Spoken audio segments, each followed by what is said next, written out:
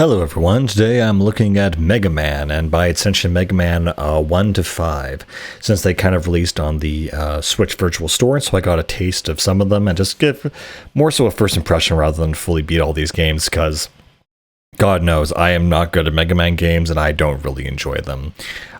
So what can be said about Mega Man? What's interesting in the first few games, he really doesn't even have a charge attack, and it's only you get, different weapons from other characters, but still that kind of basic component didn't come in until like Mega Man 3, and so it's just a very different experience than what I, thought. Also, the story doesn't really take place until about Mega Man 4, when kind of, you just fight Dr. Wily's robots, and, by Mega Man 4, it's kind of like they switch it up and they kind of introduce this whole thing where, like, space robot warriors invade, and Mega Man has to essentially take them on. One big difference, I guess, between Mega Man and X is that while X is kind of more future-based, and he's supposed to be this all-purpose robot, Mega Man, in general, is supposed to be actually for combat. So his actual purpose is to defend humanity and become this kind of like savior kind of character. Something that was interesting that was almost in the very first Mega Man was the sliding mechanic. I thought it was something more advanced that you would see somewhere else, but it was kind of their way of sprinting and moving about. That's always something I associate with like Smash Brothers or something, but yeah. A lot of the bosses definitely revolve around that mechanic, and so it makes a lot of sense when I started playing X, a long time ago when I was a kid, that I always, would fall behind or kept getting killed by bosses when I was supposed to be basically sliding all the time, and they didn't really make that mechanic very obvious, frankly. It's also funny to know the very first boss you do fight in the first Mega Man game is Cutman, and in which there were only 4 actual bosses and areas. And again, it's funny, it wasn't until 3 that you get the charge up ability. It shows you a little preview of the level, and but yeah, I know all these Mega Man games work pretty much the same as X, where you have a certain character, a certain stage, you go through that stage, you get hit a checkpoint, and then you have to beat them in their kind of little final area where you can have as many lives as you possibly can, and then you respawn there and you keep going until you beat them. And yeah, all the pickups are pretty much the same. The fact that you get, health pickups, power pickups for your extra weapons. It's a very much unchanged formula for the most part that just, I think, works for the Mega Man formula.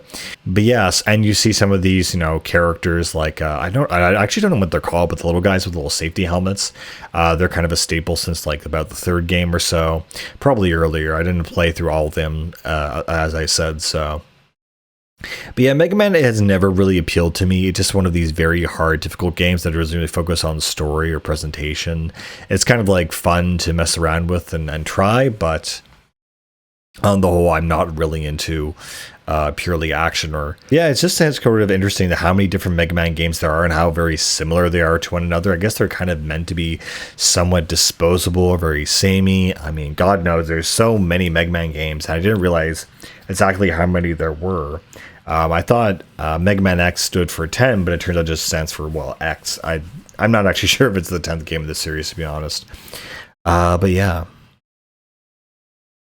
Overall, Mega Man is a pretty, okay franchise, but me personally, I've never really vibed with it. It's like a, little robot guy, a little robot boy who just goes around blasting guys and, saving, the world from Dr. Wily's machines and whatever, and that's pretty much it. I mean, there's not much else to it, and again, it's a very basic formula, very basic gameplay.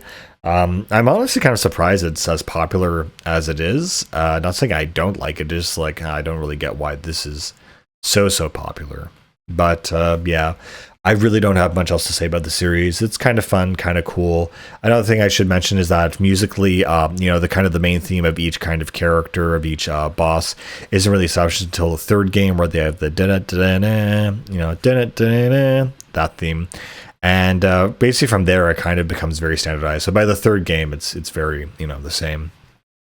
I guess one thing I should mention, since it's pretty much infamous that people even know this about Mega Man without actually playing it, is that the American box art for the first game is absolutely horrendously atrocious. Some like beyond uncanny valley disgusting art that is severely questionable as to what the intentions of the artist were.